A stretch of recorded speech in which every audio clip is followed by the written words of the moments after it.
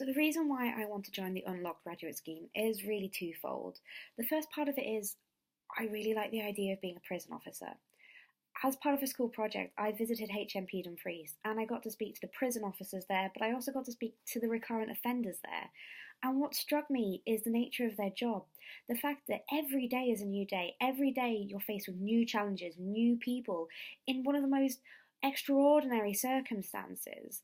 No job is like that. The fact that you're always having to adapt, you're exposed to new ideas, new philosophies, new people. It's an unrivaled chance to just face pressures you'll never face anywhere else, whilst at the same time having the ability to actually impact on people.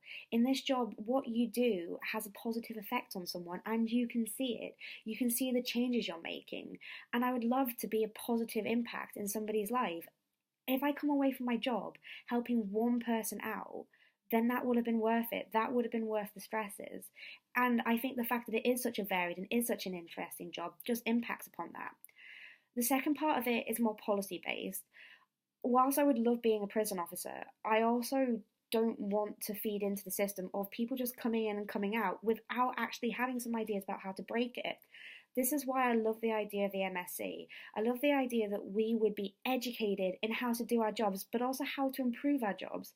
And the idea of writing a policy paper that we could present to the Secretary of State saying these are the flaws that we found, or this is a new idea, or this is what we think can change things for the better. It's not just about feeding into the offenders that you're dealing with. It's not just about doing your job well every day. It's about having also a long-term impact, about having the ability to change things for the better and perhaps improve things, improve a wider policy stance.